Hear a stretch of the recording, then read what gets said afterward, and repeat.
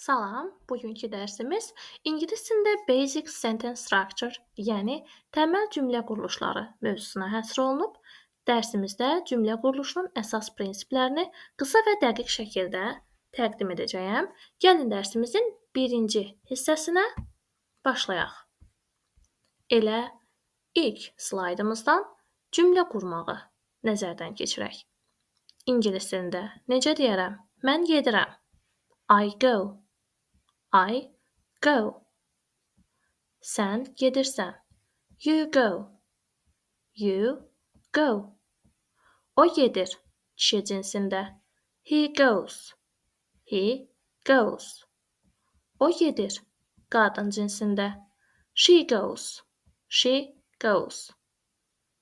Əşyalar və heyvanlar üçün biz it istifadə edirik. It goes, yəni o gedir. Hər hansısa it və ya pişik və s. gedir. We go, biz gedirik. They go, onlar gedirlər. Gəlin baxaq. You go, siz gedirsiniz yazmışıq. Və sən gedirsən, yenə də you go. İngilis dilində sən və siz eynidir. You deməkdir. Bizdən fərqli olaraq İngilis dilində hörmət əlaməti olaraq siz istifadə edilmir. Siz o zaman deyilir ki, qarşıda iki və ya daha çox insan var.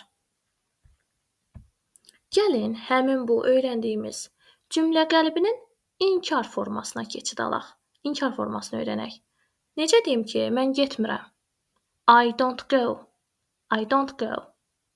Sən getmirsən. You don't go. O getmir. He doesn't go. She doesn't go. It doesn't go.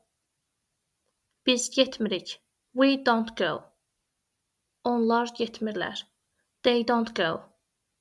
Diqqət edin. He, she, it ilə əvvəlki slaydımızda goes deyirdik. Ancaq indi does ortada. İşlənəndə həmin o S silinmiş olur.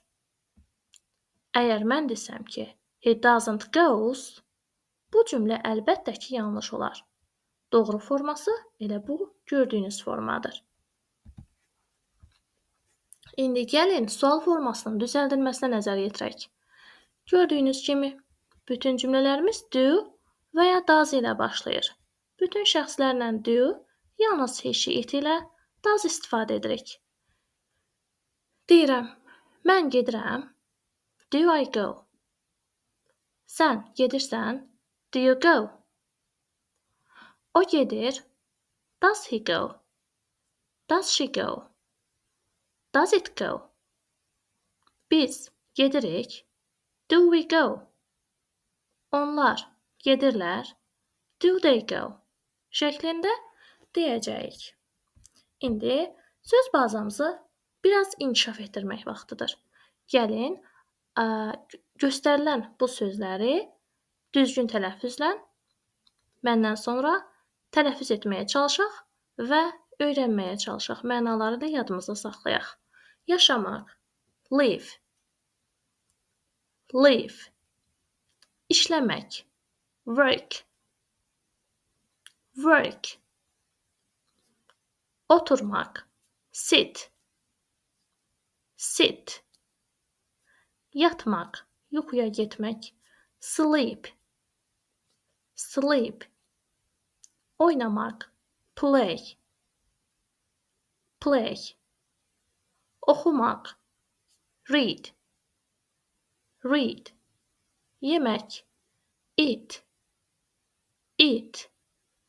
İçmək, drink, drink. Videonu saxlayıb bu sözləri öyrənmənizi xahiş edərdim. Gəlin indi cümlələrimizi biraz da genişləndirmək üçün qeyd etdiyim 4 ədəd söz önünü öyrənək ki, qoy daha geniş cümlələr qura bilək. In, on, at və next to söz önlərinə nəzər yetiririk. Başlayırıq in ilə. In dadə deməkdir. Ancaq içində mənasında dadə deməkdir. Məsələn, In the box. Qutunun içində. Yəni qutuda. In the room. Otaqda. Yəni otağın içində. On. On da deməkdir. Ancaq üstündə mənasında. Məsələn, on the table. Stolun üstündə. On the sofa. Divanda. Yəni divanın üstündə. Keçid alaq at. At o da deməkdir. Ancaq yanında mənasında çox vaxt istifadə olunur. Məsələn, at school. Məktəbdə. At home. Evdə. Və növbəti söz önümüz next to-dur. Next to elə düz yanında deməkdir. Məsələn, pəncərənin düz yanında. Next to the window. Və ya stolun düz yanında. Next to the chair deyəcəyik. İndi cümlə qurmaq vaxtıdır. Gəlin, bu öyrəndiklərimizi cümlələrimizdə tətbiq edək. We read. Biz oxuyuruq. We read in the library. Biz kitabxanada oxuyuruq. Cümlədəki söz sırasına diqqət edək. She sits. O oturur. She sits on the sofa. O divanda oturur. He works. O işləyir. He works at a hospital. O xəstəxanada işləyir. The cat sleeps. Pişik yatır. The cat sleeps next to the window.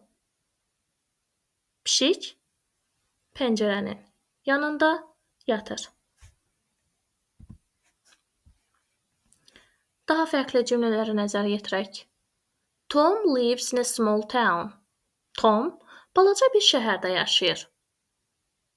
He works at a cafe. O kafedə işləyir. Every morning, hər səhər, he sits next to the window in the cafe. O oturur, harda oturur? Pəncərənin yanında oturur. In the cafe, kafedə, hər səhər pəncərənin yanında oturur. Tom drinks coffee in the morning. Tom səhər, yəni səhərlər kofe içir. He eats breakfast at the cafe.